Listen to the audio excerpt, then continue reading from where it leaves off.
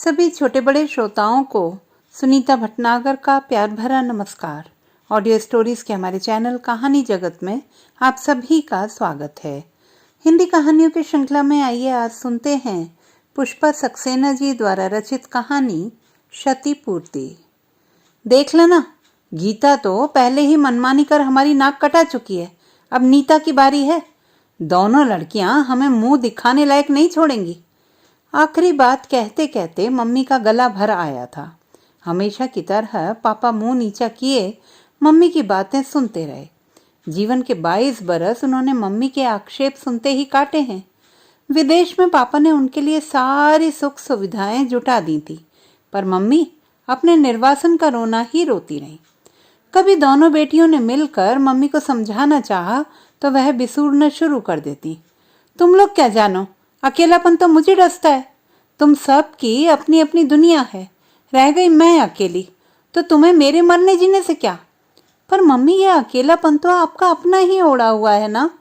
यहाँ ढेर सारी आंटी लोग भी तो भारत से आई थी। उन्होंने अपने को कितनी अच्छी तरह एडजस्ट कर लिया है। आप भी क्यों नहीं उनकी तरह। गीता की बात काट कर मम्मी नाराज हो उठती। रहने दे और आंटियों की बात। अगर उनकी तरह किट्टी पार्टियों में जाकर मजे उड़ाती तो आज तुम दोनों अनाथ की तरह पलती। अच्छा होता, उनकी तरह हम भी खुली हवा में सांस तो ले पाते। क्या कमी है उनकी जिंदगी में। शैली, सोनिया, मोनिका सब कितनी खुश रहती हैं। यहाँ हमारे घर में हर समय पटना पुराण ही चलता रहता है। छी बेटी, ऐसी बातें नहीं करते। पापा धीमी आवाज में गीता का आक्रोश शांत करना चाहते। तुम रहने दो जी, तुम्हारी ही शय पर ये लड़कियां इतनी उद्दंड हो गई हैं। अगर मेरे यहाँ रहने से सबको तकलीफ होती है तो मुझे पटना भेज दो। वहाँ मेरे भाई भतीजे हैं, सुख से रहूंगी। सिर आंखों लेंगे सब। भाई भतीजे तुम्हारी गिफ्ट के कारण तुम्हें मान देते हैं, वरना। गीता की बात अधूरी रह जाती। क्या कहा? वे लालची हैं, मेरे उपहारों के भूखे हैं। जानती नहीं बड़े भैया का वहाँ कितना बड़ा कारोबार है। तेरे पापा जैसे 10 इंजीनियर उनके पांव तले पड़े रहते हैं। बस करो मम्मी, तुम तो हद कर देती हो। पापा जैसे जीनियस इंजीनियर को मामा पांव तले रखकर तो दिखाएं। छोटी बेटी नीता तमक उठती। इतना सब सुनने के बावजूद भी पापा का निशब्द बाहर चले जाना दोनों बेटियों को खल जाता था। यहाँ का ऐश्वर्यपूर्ण जीवन क्या भारत में सहज ही पाया जा सकता था। खुद मम्मी बताती हैं, पापा को वहां बस 250 रुपए की नौकरी मिली थी। मॉरिशस के विकास में सड़कों, घरों आदि के निर्माण के लिए इंजीनियरों की जरूरत थी।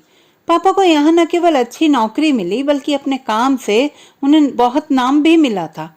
आज पापा को देश में हर जगह जाना जाता है, पर मम्मी आज 22 वर्षों के बाद भी अपनी जगह जमीन से ही जुड़ी रह गई हैं। यह देश उन्हें हमेशा बेगाना लगता है। पापा से झगड़ा करने के लिए मम्मी को रोज कोई बहाना चाहिए। आज ड्राइवर नहीं आया, मैं मार्केट तक नहीं जा पाई। तुम फोन कर देती तो मैं आ जाता। दबे स्वर में कही गई पापा की बात मम्मी को और उत्तेजित कर देती। हाँ हाँ, मेरे लिए तो आपके पास वक्त ही वक्त है। जब मर रही थी तब तो एक दिन घर पर रुके नहीं, अब खरीदारी कराएंगे। इतना ही ख्याल था तो क्यों यहाँ लाकर डाल दिया। न जाने क्या पाप किए थे जो काले पानी की सजा भुगत रही हूँ। हर बात घूम फिर कर उसी पॉइंट पर आ जाती। कभी उनकी बीमारी में पापा को ऑफिस जाना पड़ गया था। मम्मी उस बात का जब तब हवाला दे पापा को दुखी करती रही हैं।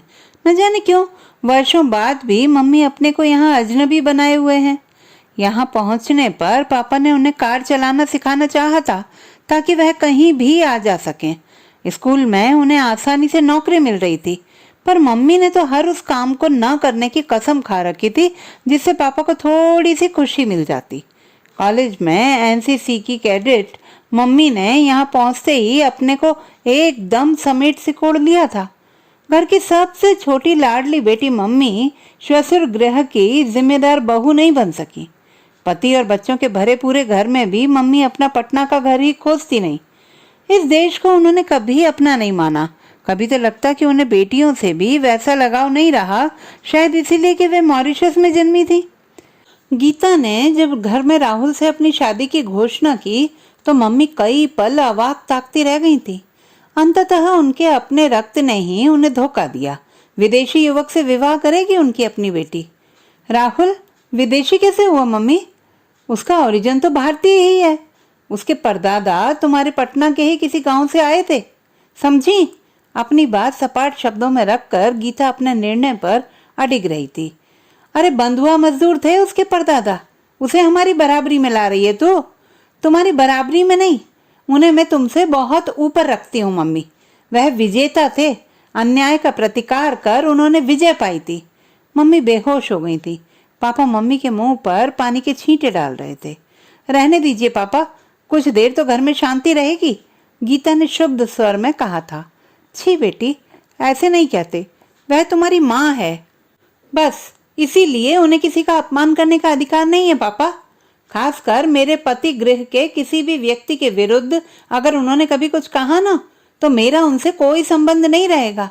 ये बात तूने कहाँ से, किससे सीखी गीता बेटी? बेटी के वाक्यों ने उन्हें विस्मित कर दिया था। क्यों पापा, आपको ताज्जुब हो रहा है? ये बातें तो हर भारतीय लड़की गुट्टी में पीकर बड़ी होती है ना, पर तूने, मेरा मतलब तुझे ये गुट्टी किसने पिलाई बेटी? चाहकर भी पापा स्पष्ट शब्दों में अपनी बात नहीं पूछ पा रहे थे। शादी के बाद से ही अपनी धन संपत्ति का बखान करती मम्मी से सरस्वती के धनी पापा को कितने व्यंग्य वाक्य सुनने पड़ते थे। पापा को धन का कभी मोह नहीं रहा, पर मम्मी के तानों से तंग आकर ही शायद उन्होंने विदेश में नौकरी का निर्णय लिया था। पापा के इस निर्णय को भी मम्मी ने अपने निर्वासन की सजा कहकर नकार दिया था। अगर इनमें काबिलियत थी तो क्या भारत में अवसरों की कमी थी? यहाँ अनपढ़ मजदूरों के देश में अंधों में राजा बने बैठे। कुछ देर शांत बैठे पापा ने गीता के सिर पर हाथ धरकर धीमे शब्दों में कहा था, आज अभी तूने जो कुछ कहा ना बेटा, उसे भुलाना मत गीता, भगवान तुझे सुखी रखे। गीता की शादी में मम्मी ने बेहद रोना धोना मचाया, पर पापा ने शांत रहकर उनका हर प्रतिरोध व्यर्थ कर दिया। पूरे विवाह समारोह में मम्मी की नकारात्मक भूमिका को पापा अकेले झेलते चले गए। विदा के समय गीता पापा के सीने पर चिपट कर बिलक उठी थी। पापा, अपना ख्याल रखिएगा, जब जी चाहे हमारे पास चले आइएगा। ठीक है बेटी, तू चिंता मत कर।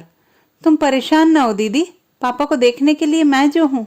नीता की उस बात ने गीता को सहारा दिया या नहीं, पर मम्मी का क्रोध चरम सीमा को छू गया था। हाँ हाँ, मैं तो जीते जी सबके लिए मर गई हूं ना, जो जिसके जी में आए करो। गीता के चले जाने से घर में और ज्यादा सन्नाटा घिर आया था। वक्त बेवक्त गीता को याद करती मम्मी उस घड़ी को कोसती जब उनकी कोख से उस करमजली ने जन्म लिया था। पढ़ने जाने के बहाने स्कूल में रास रचा रही थी कमबख्त। आज नीता के साथ राज को आते देखकर मम्मी का क्रोध उबल पड़ा था। देख नीता, एक बहन तो हमारे मुख पर कालिक पोत गई, अब तेरे ये ढंग नहीं चलेंगे, समझी? वाह, गीता दीदी से भाग्य मेरा कहाँ, दीदी तो राज कर रही हैं। सच क्या ठाठ हैं उनके, जीजाजी बेचारे उनका मुंह ही देखते रहते हैं। अगर तूने भी वैसे ही करने की ठानी है ना, तो मैं कह देती हूँ, मैं जहर खा लूंगी, बाद में बैठी रोती रहना। तुम तो मम्मी बात बेबात शोर मचाए रहती हो। अगर राज मेरे साथ यहाँ तक आ गया तो क्या हुआ, आखिर हम दोनों साथ पढ़ते हैं। हाँ हाँ, जानती हूँ मैं, गीता को भी वह घर छोड़ने ही आता था ना। हे भगवान, इससे तो अच्छा मुझे मौत दे दे। उन्हीं दिनों पापा को माइल्ड हार्ट अटैक पड़ चुका था। मम्मी का रोना झींकना बदस्तूर जारी था। मम्मी के चीखने चिल्लाने से पापा विचलित हो उठते। ठीक है मम्मी, एक स्टाम्प पेपर पर वसीयत किए देती हूँ, तुम्हारी इच्छा के विरुद्ध कुछ नहीं करूंगी, जहाँ जिससे कहोगी उसी से विवाह करूंगी, बस। सच, तू मेरे मनपसंद लड़के से विवाह करेगी, मेरी बात मानेगी? हाँ, कह जो दिया, पर एक शर्त है, आज से पापा से लड़ाई नहीं करोगी, उन्हें ताने नहीं दोगी, वरना। ठीक है, कुछ नहीं कहूंगी, बस। अब देखना मैं कैसा सुंदर सजीला दामाद लाती हूँ तेरे लिए। उस दिन से मम्मी का मूड ही बदल गया। फोन पर अपने बड़े भैया से नीता के लिए लड़का खोजने की बात मम्मी बार बार दोहराती। हाँ हाँ, 7-8 लाख तक तो हम खर्च करेंगे ही, आखिर अच्छा घर वर मुफ्त में तो मिलता नहीं। मेरी ही शादी में उस समय तुमने 4-5 लाख से क्या कम खर्च किए थे भैया? देखो मम्मी, अगर तुमने शादी के लिए दूल्हा खरीदने की कोशिश की तो मैं शादी नहीं करूंगी। पापा का पैसा मिट्टी में बहाने के लिए नहीं है। अरे वाह, तू हमारे रीति रिवाज क्या जाने, हमें जो करना है करेंगे। बिना दहेज वही लड़की ससुराल जाती है जिसके माँ बाप कंगाल हों, हमें किस बात की कमी है? अंततः मम्मी ने पटना से एक राजकुमार खोज निकाला था। अभी अभी मेडिकल की पढ़ाई पूरी कर निकला था राजेश। सचमुच बेहद शालीन और सुंदर था। उसे देखकर नीता भी ना नहीं कह सकी थी। मम्मी ने स्वप्न देखने शुरू कर दिए थे। नीता के पटना रहने से उनका भारत से टूटा संपर्क जुड़ने जा रहा था। राजेश को पटना में क्लिनिक खोलने के लिए मम्मी ने चुपचाप कितनी रकम दी, पापा भी नहीं जान सके थे। बड़े भैया को मारुति कार और सारे घर का सामान खरीदने की जिम्मेदारी देकर मम्मी उत्साह से भर उठी थी।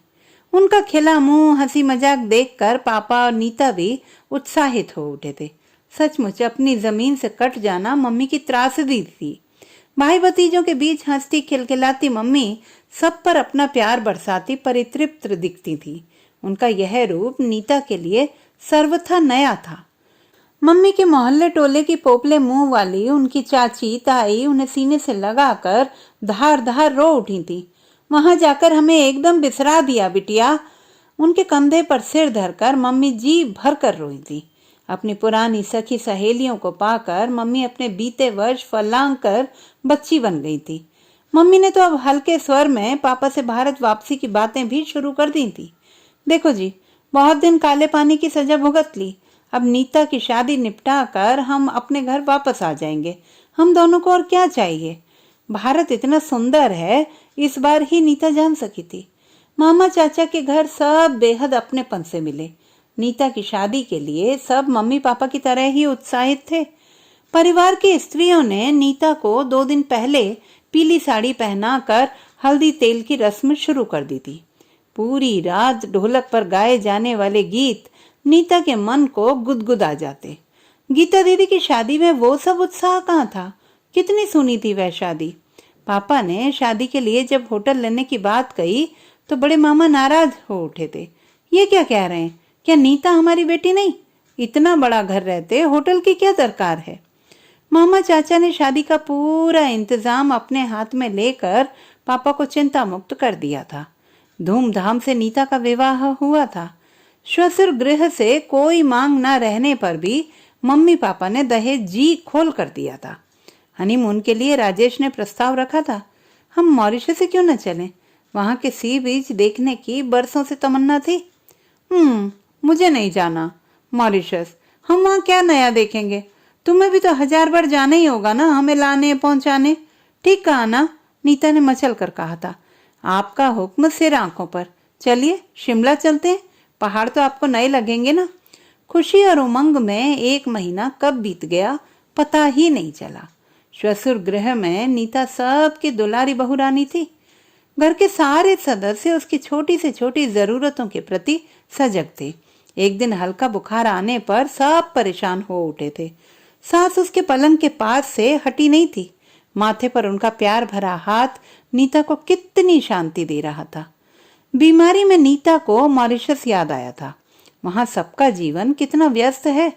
रिश्तों में भी औपचारिकता का निर्वाह भर होता है।